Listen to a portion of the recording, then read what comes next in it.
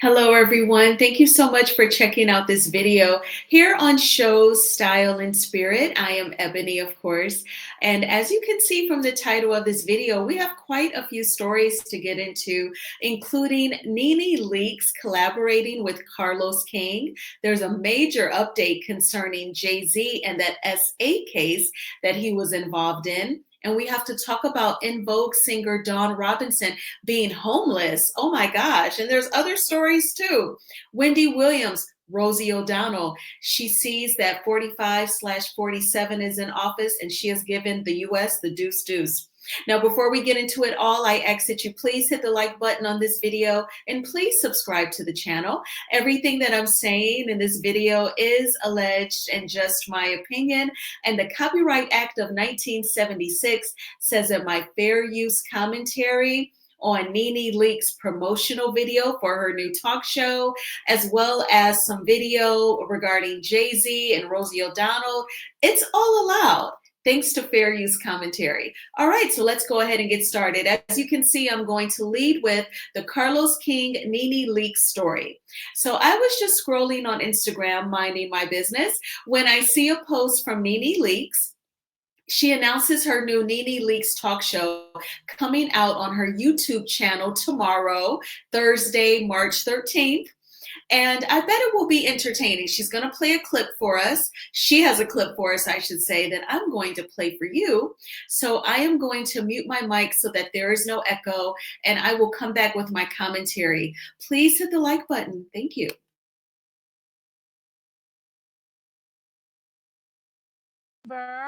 Nene Leakes Show! Yeah! Oh my God. Okay, so many of you guys have been saying to me for so long, Nene, do your own show. We want to hear what you got to say. So here I am, ready to give you all that I got. I love you guys, and I love you guys for loving me right back. I like who I like, and I don't want to go, and I'm not a whore. I don't want to give my Hello Kitty to everybody. And I want one man to beat it up. Oh, well, I don't want to Dating outside my race. Did he steal your virginity? He's a friend of mine. He's a friend of yours. He is. Simon Gubadia. Simon. Of course, I was at him and Portia Williams' wedding. She's not in jail. Not in jail. You know, I have my history with Wendy. Living assistance facility. It's Nene Leakes. Come on.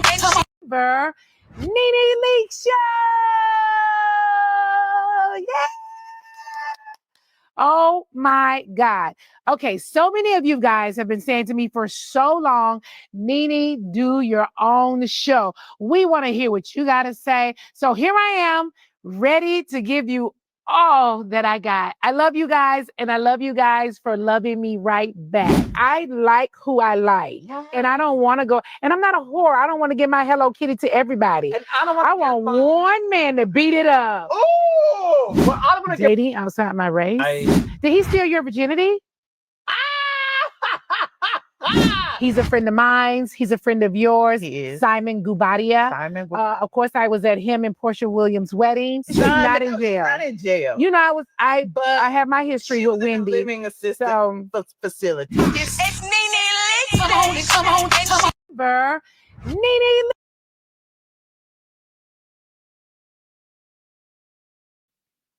Okay, so you saw that clip. I love to play it twice for you all before I come back with my commentary. So I think this is great. I wouldn't be surprised if Carlos King told her, you know, you should really use your YouTube channel. I have felt like that for years. If you've been watching my videos for a couple years now, you know that whenever I would bring up Nene Leakes and her YouTube channel, I would say when we were in the thick of the Carnival 19, the entire world was on shutdown. We were all in our houses. It was Nene Leakes and Dr. Heavenly who would go live every single day. Nene would kind of go back and forth between her YouTube channel and her Instagram. Her YouTube channel has well over 100,000 subscribers. And I never understood why she didn't take it seriously. I honestly always felt like she pulled back from YouTube once she saw of the presence that Candy has on YouTube. When Candy was on Roa, Every season, she would recap the episodes. She has interviewed people. When her and Tamar Braxton were cool, she interviewed Tamar. She's interviewed the Brat, all sorts of people, really good content. And I always wondered if that made Nene kind of pull back. It was just a wild guess. Sometimes you may get inside your own head and perhaps even compare yourself to others. I'm not saying that's what she did, but I always wondered, like, what made her pull back? And her YouTube channel, she had great content. She and Greg Leakes, may he rest in peace, they would interview people as well. She did a lot of like relationship conversation. She interviewed Kim Zolciak. They conversed. That took place on her Instagram. I remember like it was yesterday because we were all in the house and she would entertain us to the best of her ability. She did great. And one time she called Wendy Williams. Remember that? She called Wendy Williams and Wendy did not like the fact that she was live on Instagram while talking to her. She was very cold. It was embarrassing. And then Nene had to clap back and the ladies brought it back up to her during the season 12 Roa reunion. Remember, season 12 was the reunion where it was virtual and they crushed it. We were all concerned about seeing a virtual Real Housewives reunion. And of course, the sisters, the Black women down in Atlanta, they did great. It was definitely giving, entertaining. So now Nene will be back on her YouTube channel. I hope she keeps it up. I know that she's busy, but even if she comes out with some slamming content once a week, I think that would be great. You can tell she's in a studio. I don't know if she's created a studio in her home or if she is going to I don't know if Tyler Perry, if his studios include podcast studios as well. We know that Mariah Huck, the creator of Married to Medicine, she also owns a podcast studio. So I don't know if Nene is there or again, if she built the studio right in her own home, but this should be exciting. Now it sounds like she's going to talk relationship talk with Carlos King. So we'll have to see, how deep that goes, or they may also get into reality TV. We'll have to see where that conversation goes. I don't know if he'll be a part of her debut episode tomorrow. It looks like he will. And then she'll also be talking to blogger Michelle Brown. I always took it that they were good friends and for several years. And so she will be a part of Nene's talk show as well. I think that this is a genius idea. I think that Nene definitely is totally talk show material. And I believe that it's going to do very, very well. Let me know in the comments, will you be tuning in to Nene Leakes talk show on her YouTube channel? Have you checked out her content in years past? What did you think of it? What do you think she'll be as a talk show host? All right, so let's go ahead and move right along. We are going to get into some stories on the Neighborhood Talk. There is quite a few. So let me share this tab. Okay, you all are looking at that. Perfect. So we have quite a few stories to get into from the Neighborhood Talk. Shout out to the Neighborhood Talk. It is one of my favorite blogs because they never trip. They never flag your video if you use them as a source and you play their content. I definitely give them their props and acknowledge my sources, attributing that is a part of journalism. And I appreciate the Neighborhood Talk so much. Okay, so let's get into Dawn Robinson from In Vogue being homeless. So she definitely made a video. So again, I'm going to mute my mic and we're going to listen to Dawn. Please hit the like button. Thank you so much.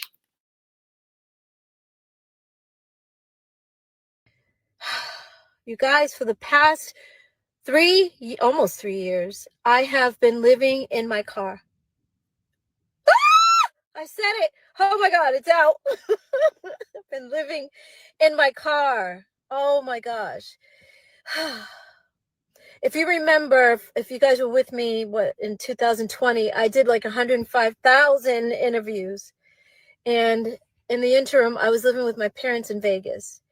And that was wonderful until it wasn't. I love my mom, but she became very angry.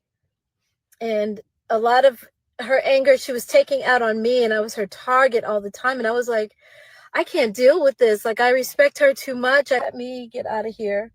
And I was sleeping in my car for maybe about a month in Vegas. And then the guy that was co-managing me at the time was living in LA, and he said, "You need to come back to LA." Okay. And he said that I could stay with him. And so I was like, okay. He's like, "I don't have a lot of room, but I'll make room for you." And then when I got to his place, he actually didn't have room for me. So it turned into, okay, well, I'm going to put you in a hotel for the night. And that one night turned into 8 months. Oh my God, you guys, because every apartment that I looked at, every single time I looked at a place, I would call him and I'm like, "Okay, can you meet me here?" I would tell him ahead of time, of course. And then he wouldn't meet me there. And so I would take video and send it to him. And he's like, "No, oh my God, this neighborhood, I hate it." I mean, I felt like he was playing games, and I knew he was playing games, and I wasn't the one. I'm like, come on, I'm trying to make this easier on you because financially, I know it's got to be hard. You're paying your rent and you're paying my hotel. His apartment was $1,700 a month. And then my hotel was over 3,000. Yep. So, and I was always stressed every week because he would pay weekly for the hotel. So every week I was like, "Oh my God, can you afford it? Are you okay?" And he's like, "No, I can't, but I'm getting it together." What? You're the one who said to go to the hotel, and you're not approving any of the apartments. Like, it would be so much cheaper to just get me into an apartment. Like, what's the problem? You guys, for the past almost 3 years, I have been living in my car. I said it. Oh my God, it's out. I've been living in my car. Oh my gosh. If you remember, if you guys were with me, in 2020, I did like 105,000 interviews. And in the interim, I was living with my parents in Vegas. And that was wonderful until it wasn't. I love my mom, but she became very angry.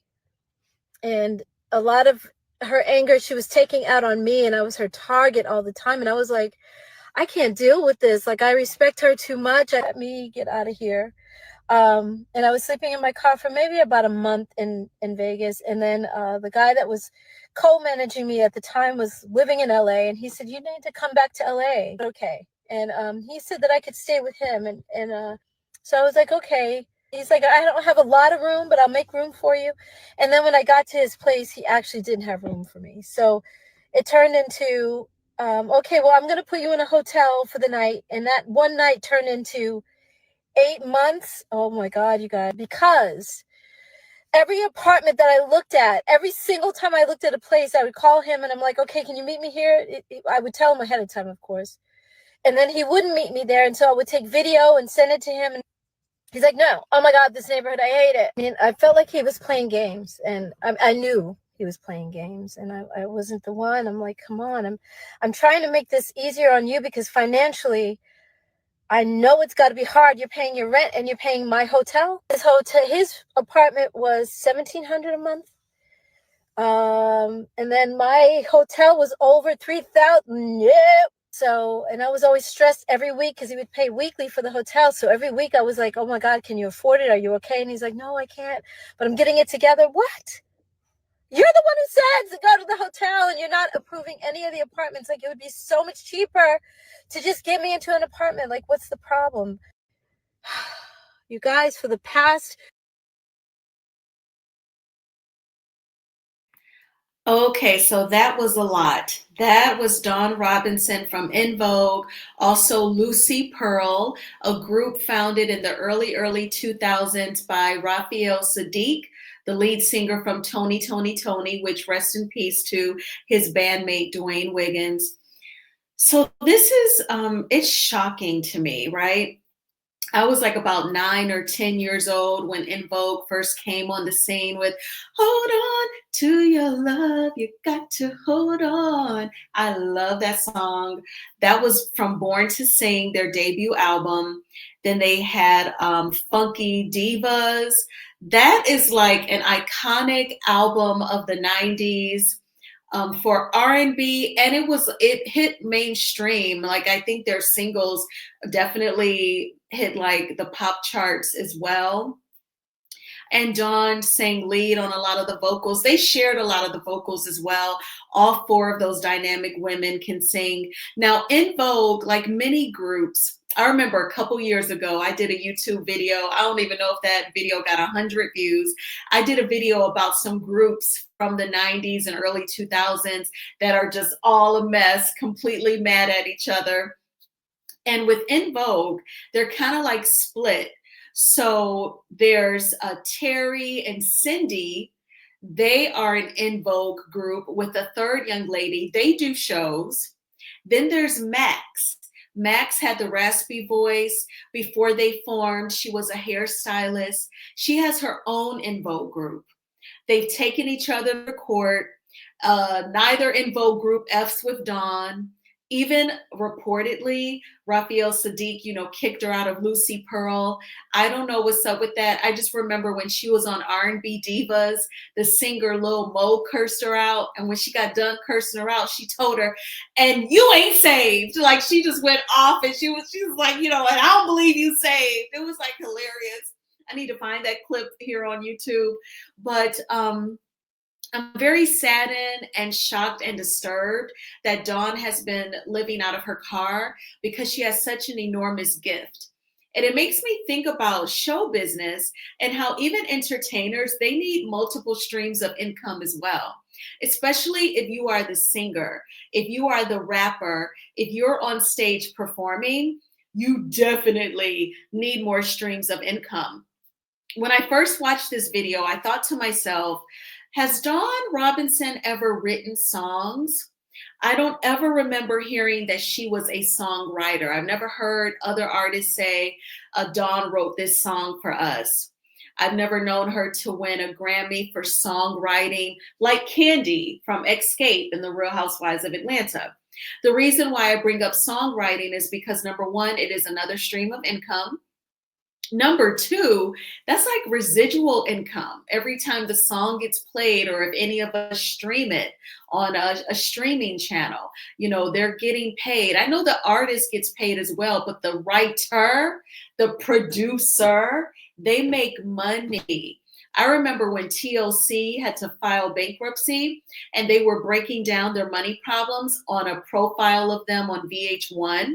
Left Eye was the one who broke it down. Left Eye learned the business after selling 10 million copies of Crazy Sexy Cool and only getting a check for $50,000. That's BS, right? Left Eye said, Babyface would charge them, I forget the amount, but it was millions of dollars to produce the songs on their album. Mind you, Diddy also produced on Crazy Sexy Cool, so they had to pay him. Dallas Austin, who is Chili's baby daddy, he produced a record or two on that album, so they had to pay him. But Babyface charged like millions of dollars. I remember on Braxton Family Values, remember when the sisters were thinking about doing a gospel album and they were going to have Babyface work on it? Tamar said, is he going to give us a discount? He's going to have to give us a family discount. We can't afford him. I remember that. And Tony was like, yeah, I'll talk to him. And of course, the album never materialized. But I remember Left Eye saying how expensive he was. And it's so funny that Dawn, this video of her has come out, because earlier this week, I posted it on my IG stories yesterday. It was a story between Vanessa Williams and Pebbles. L.A. Reid wrote that song, Girlfriend, how could you let him treat you so bad?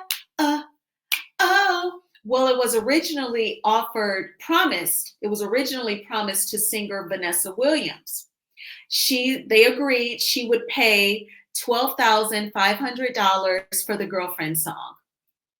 L.A. Reid let Pebbles know that he had this song called Girlfriend, and Pebbles goes, well, I'll pay you $18,000.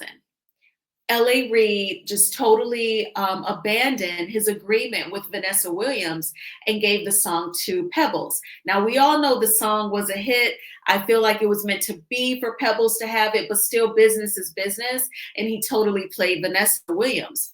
And they said Vanessa Williams never spoke to him ever again. This isn't like the first time either. Like, we all know that Toni Braxton has filed for bankruptcy a couple of times. The second time was due to her health failing her when she had the Vegas residency, and to stop all of the Vegas promoters from coming after her, she filed bankruptcy. But that first bankruptcy, if you watch the movie, at least according to the movie, Babyface actually testified at her bankruptcy hearing on her behalf, admitting that they gave her a crappy recording contract, and if he was her, he would have never signed it.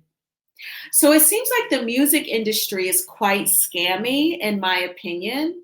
So I would definitely want to be a songwriter.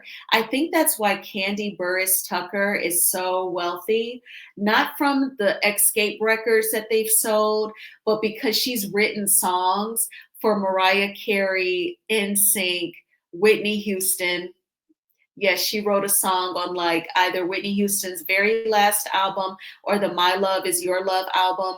I remember after Whitney passed, that following reunion for whatever season they would have been on back in 2012, maybe that's like around season 5, Candy said at the reunion, because Andy asked her, what is it like to know that you've written for Whitney Houston and she's passed on? And Candy said she was so thankful that she had the opportunity to work with her. So when you have that type of resume as the writer, you know, that money is going to come in, baby. And, you know, she's written for TLC, No Scrubs, Destiny's Child, the Bills, Bills, Bills, Bugaboo. Candy wrote a few songs on that The Writings on the Wall album. So she'll always have money coming in. I just don't see Candy living in her car. And then on top of that, she owns restaurants. She owns Bedroom Candy. She produces Broadway plays. I posted that on my IG stories. The Othello with Denzel Washington just broke a Broadway record. So I feel like Dawn, she has a wonderful voice. She needs to get back in there. Like, for anyone who's recording, she needs to at least do background vocals, or hell, Shantae Moore is always touring. For like several months last year, Shantae Moore was in China. Dawn needs to like swallow her pride and be like a background singer, or reach out to Janet Jackson, who's in Vegas. Can I sing background vocals for you? What can she do? You know what I'm saying? I would totally be trying to figure out how to work. Now, the story that she was telling in regards to the manager, that was really strange. So I've never been a manager in show business, particularly the music industry. But if someone isn't recording new music, she's not on a tour, how are you even supposed to recoup the $3,000 a month that you were paying at the hotel? I was just wondering, what was his plan to get her working to get the money back? And she keeps using the term approve. He would not approve for an apartment. Was she expecting him to be like a co-signer on the lease? So if she didn't pay, it would fall on him. I'm guessing he didn't want anything to hit his credit. That would be my guess. But I just thought that was really weird, because I did not know, well, what were your plans to generate income to pay for the apartment, or at minimum pay your manager back? It was just kind of weird. I'm just guessing if he was legit her manager, or if there was some sort of personal relationship. I don't know, but I send positive thoughts, positive energy to Dawn. I hope that she creates a job for herself, some sort of stream of income. Even if she were to jump on YouTube, start a channel, she could sing covers of people's songs, just sing, and perhaps get views that way. You know, I don't know. But that was very shocking. What do you all think about Dawn Robinson from En Vogue living out of her car? What would your plans be for her, your suggestions for her to generate some income? So now let's move right along. Very quickly, before I get into the Jay-Z story, I just want you all to know that Rosie O'Donnell has revealed that her and her 12-year-old daughter, they have moved to Ireland because they do not want to live in 45/47's America. And she said that when all Americans have equal rights, she will consider perhaps coming back. I won't play the video. It's just her talking basically about how she's just trying to be happy in Ireland. She said she is happy. She misses her friends and the rest of her kids here in America, but she said, you know, she's trying to just make Ireland home, and she calls it a beautiful country. All right, y'all. So shout out to ABC News. I first saw this story earlier while working on Kempire's channel, and I see where Conscious TV has been live and is going to, he's talking about it as well. ABC News reported some audio from Jay-Z's accuser saying that she was forced to lie on him, and she was forced by that attorney. I ain't even gonna say his name. You'll see his name in the headline. You already know who he is. So let's just go ahead and play this video. Let me mute my mic so that there is no echo. Please hit the like button. Thank you.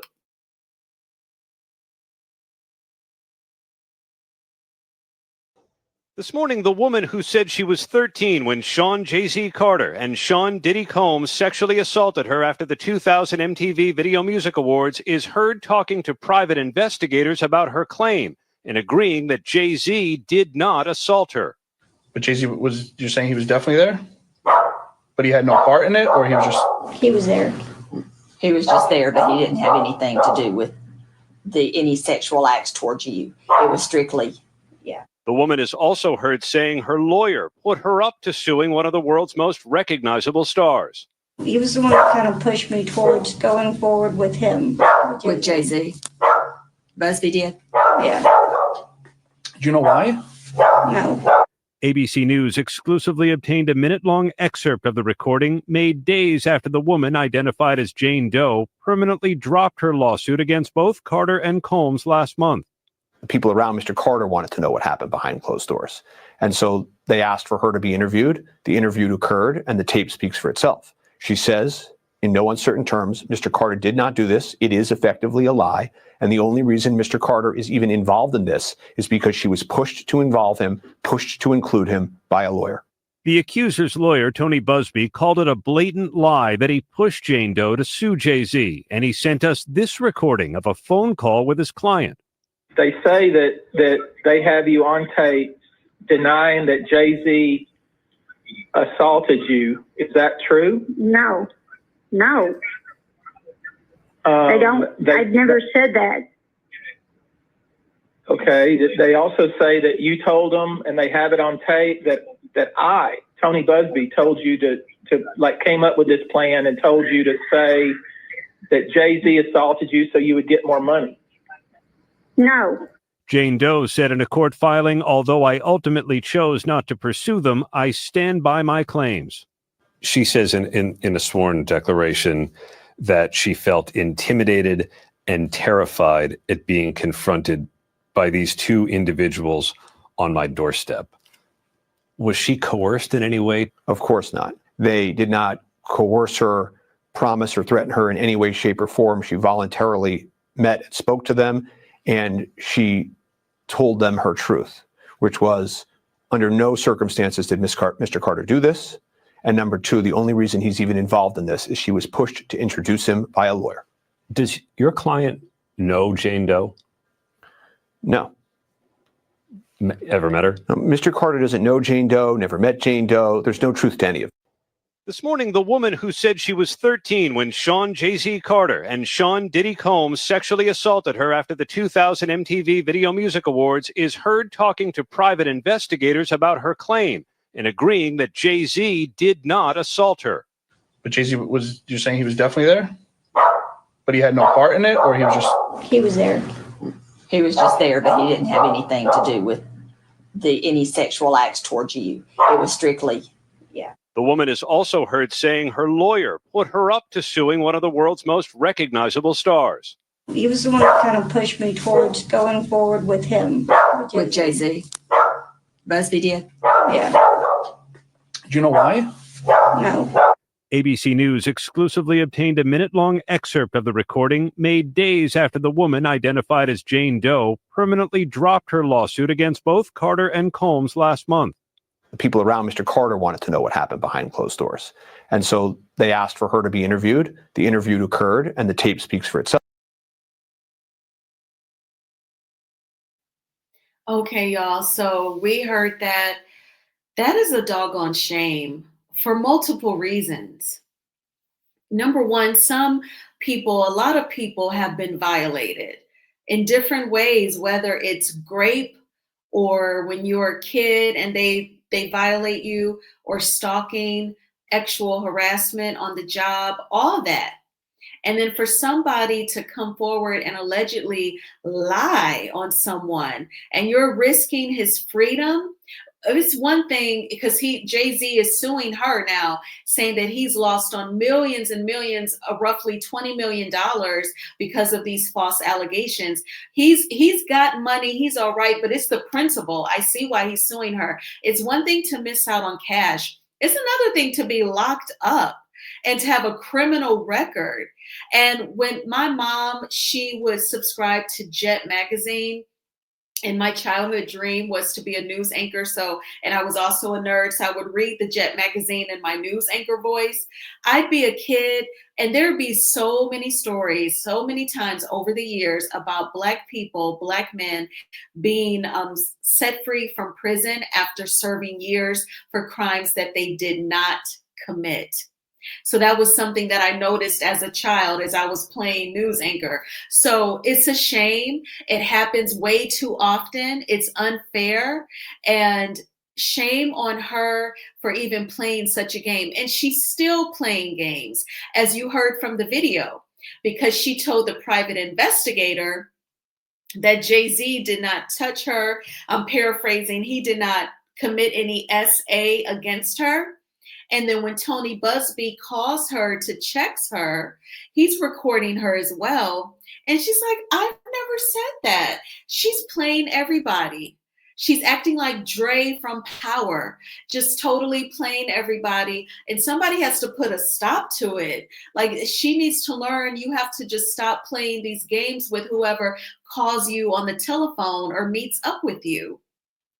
So this is a shame. I'm thankful that Jay-Z has been vindicated. Diddy is probably hoping, thinking, wishing, and praying that this kind of helps all his cases. Unfortunately for him, he has so many defendants, and that's reportedly just what I've heard in the blogs, Diddy.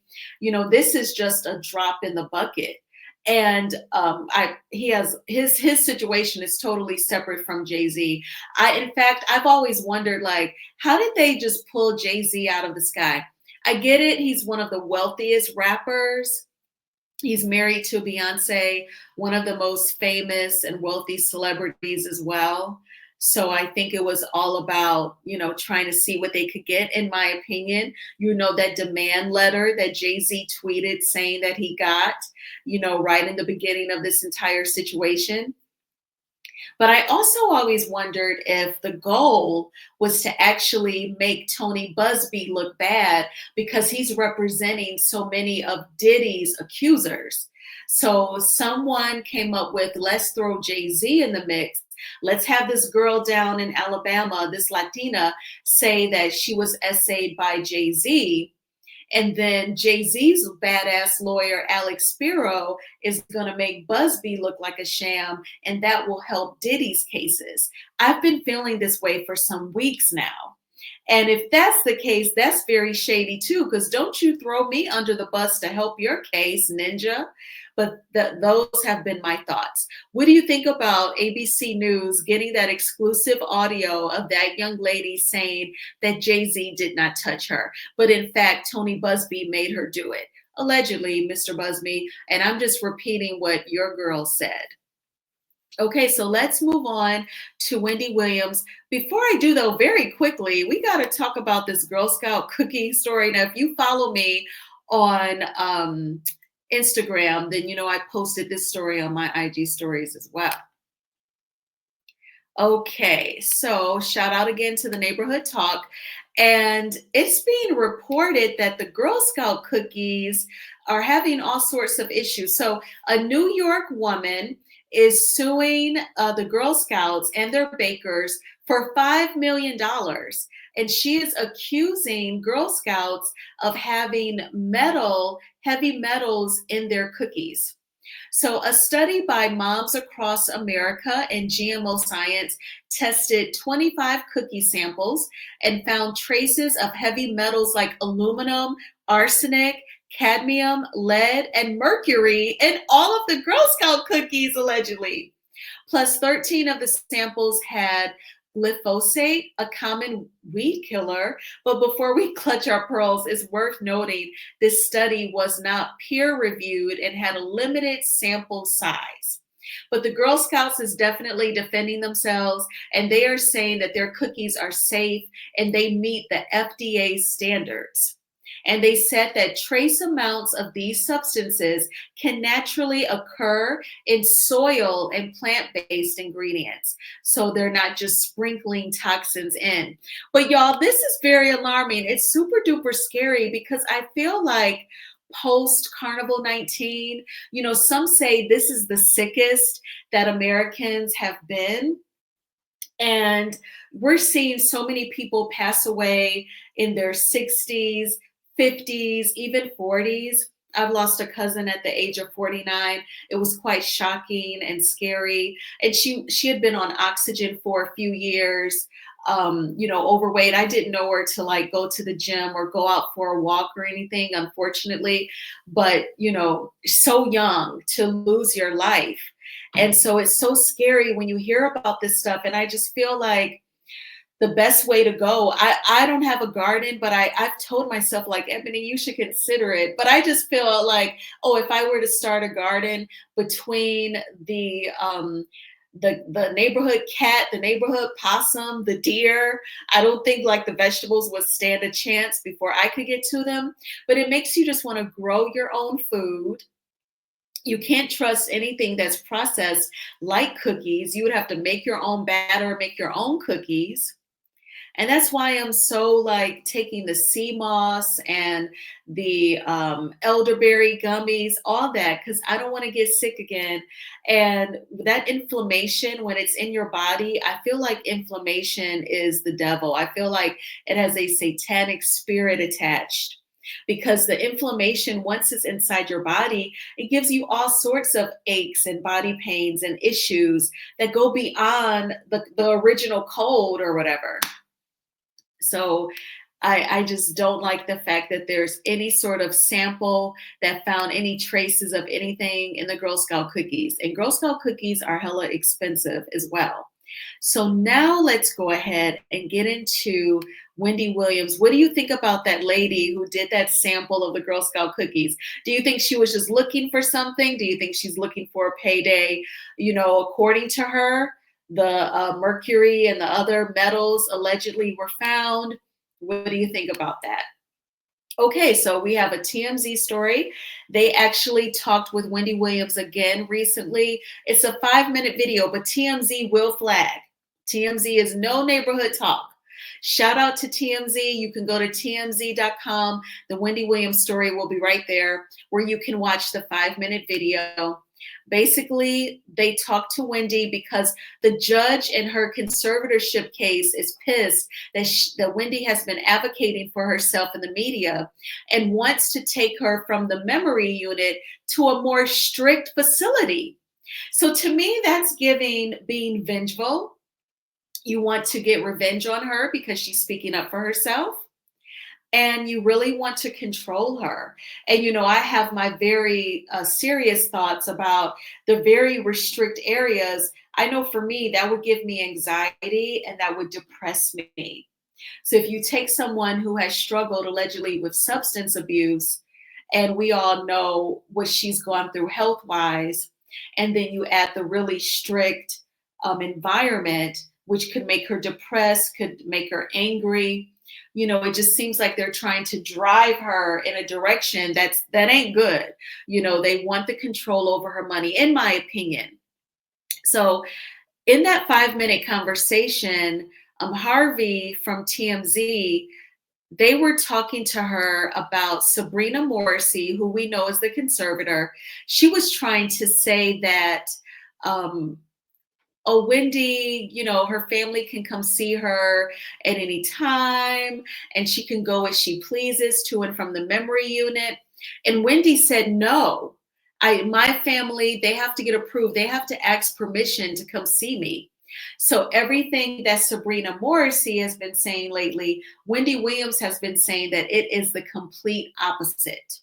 And now the judge, you know, wants to be even more restrict on her. They want to put her in a more strict facility, I should say. And they want to take her to what's called coterie, Coterie. Allegedly, Wendy has been there before because she does not like that place. TMZ says that she hates it with a passion. And so it just seems like they're trying to be really mean and really controlling. And so if she goes back there, I'm really concerned about her mental health and how she will take it. But what do you think about this with Wendy Williams? It just seems oh so abusive. I've been trying to remember, how long was Britney Spears in her situation? I feel like it may have taken her supporters about a year from the time they started the t-shirts, and the rapper Eve wore the t-shirt on The View, till they started marching, and then the documentary came out, and then boom, Britney was set free. Was that about a year maybe? But Wendy Williams, it just seems like it's really long, and it's going to continue. I don't know what we can do. But what do you think? I thank you all so much for checking out this video. Please hit the like button on this video, as it is a free way of supporting the channel. And please subscribe to Shows Style and Spirit if you have not already done so. And I hope that you all have had a wonderful Wednesday. I did. I cannot complain. The sun is out. There were so many stories on the Neighborhood Talk. I said I'm going to create my content now versus going outside and enjoying the sun and then I come back at night. I wanted to make this video now. So now I'm going to enjoy the rest of the evening. And I will talk with you all soon. Bye.